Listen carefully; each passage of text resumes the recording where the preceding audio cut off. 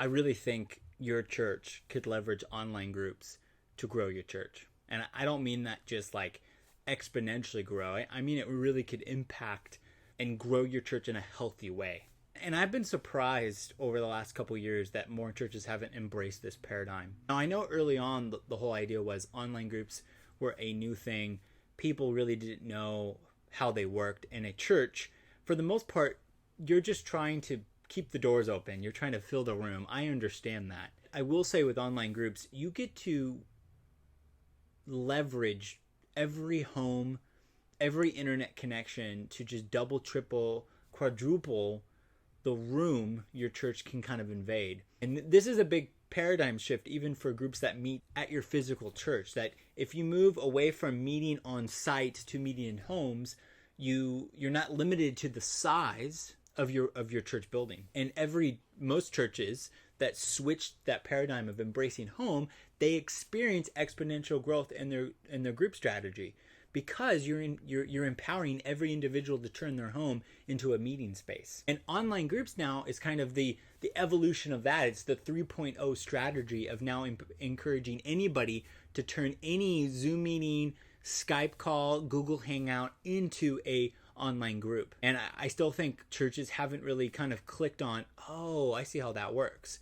And the main reason is because there's a lot of, I would say, people at the top that aren't necessarily experiencing kind of this digital revolution of this is community.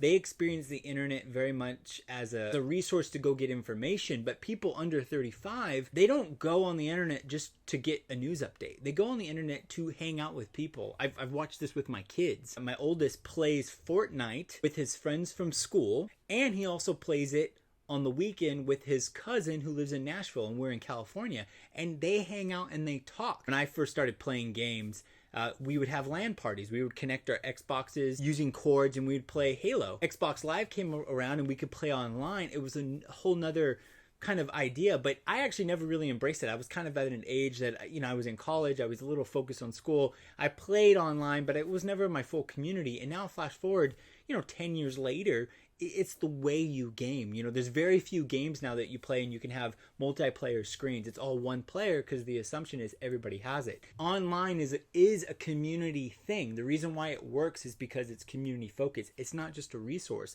And your members at your church, both current members and prospective members, are using the internet this way. And what if you could turn in every clan, guild, online, party session into an online group? The idea is that they could play together, stop, watch something, read something together, pray about it, and then continue playing. And not just that, people using Zoom has just grown exponentially.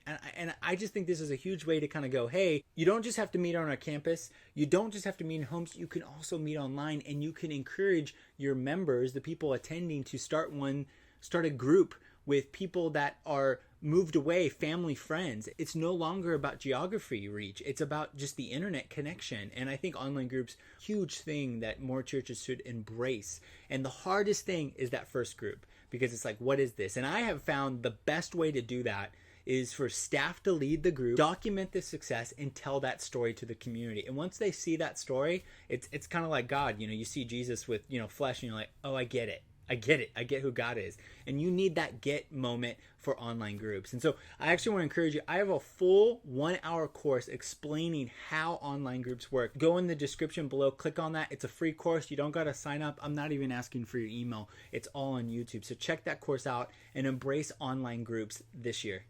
Monitor our groups, and we usually do that every month. We check in and go, how's your group going? We actually encourage our text-based groups to actually move to voice-based. We're like, hey, why don't you meet on a phone call, or get on like an audio only type of call where you can hear each other? Because